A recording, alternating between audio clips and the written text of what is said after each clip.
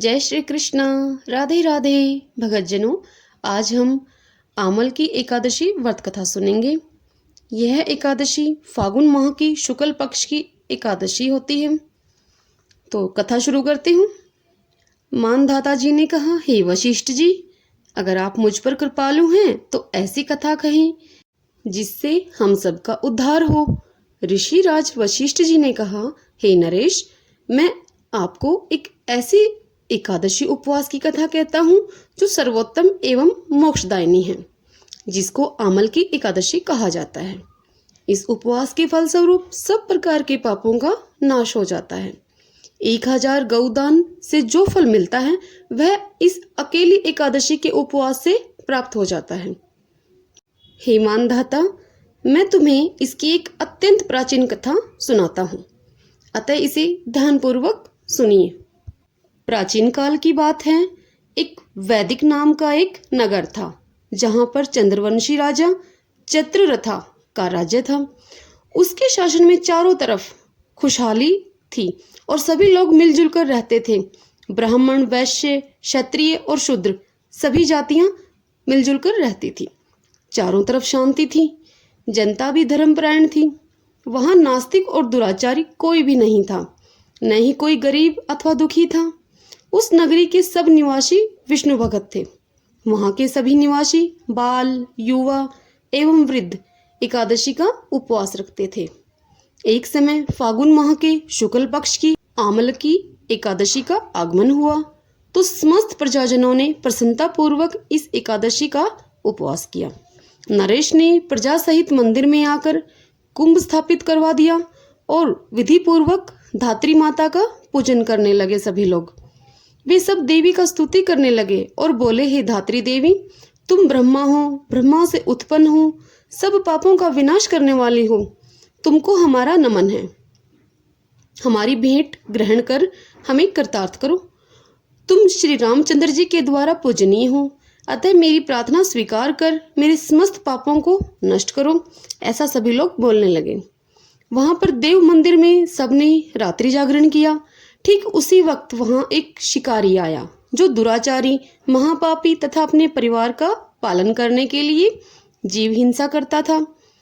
उस समय वह शिकारी अत्यंत ही बेचैन तथा भूख और प्यास से व्याकुल था। भोजन प्राप्त होने की आशा को लेकर वह मंदिर के कोने में जाकर बैठ गया। शिकारी ने अपनी भूख प्यास को भुलाकर वहां मंदिर में हो रहे विष्णु कथा और भजन कीर्तन सुनने में मगन होकर अपनी सारी रात उसने जागकर बिता दी। प्रातःकाल होते ही जब सब लोग अपने अपने घर चले गए तो वह शिकारी भी अपने घर चला गया और उसने अपने घर जाकर भोजन किया।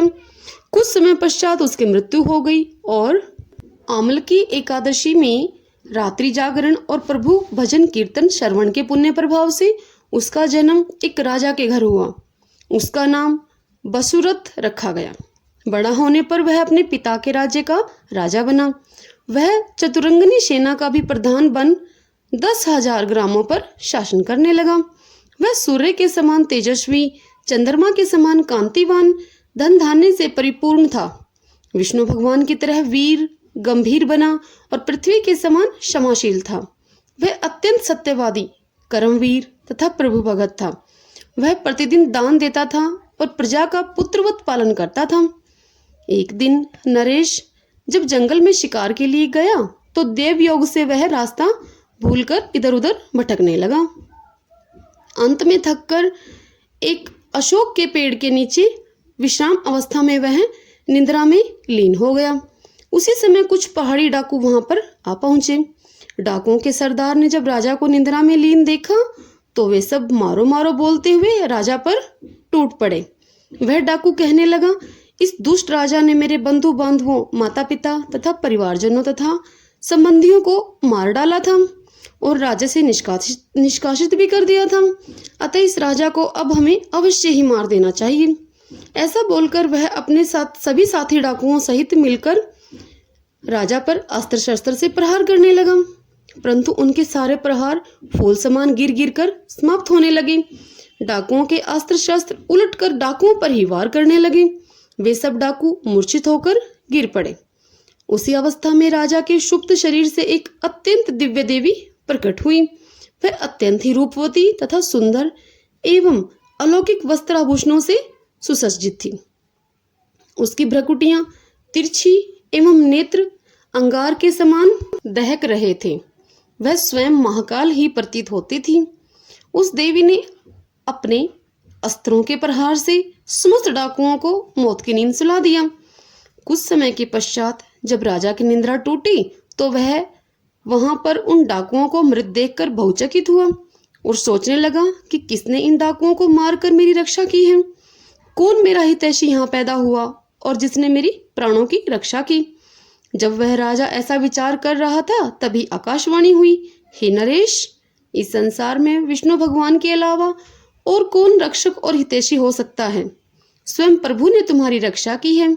आकाशवाणी सुनकर राजा प्रसन्नचित्त होकर अपने महल में वापस आकर सुखपूर्वक रहने लगा तथा राजकाज चलाने लगा। ऋषिराज वशिष्ठ जी ने कहा, हे नरेश, यह सब आमल की एकादशी के पुण्य प्रभाव से ही संभव हुआ। इस एकादशी का उपवास करने वाले सदैव ही अपने कार्य में सफलता पाते हैं और देहावसान के पश्चात अंत में विष्णुधाम अर्थात मोक्ष प्राप्त करते हैं। जय श्री कृष्णा। राधे राधे।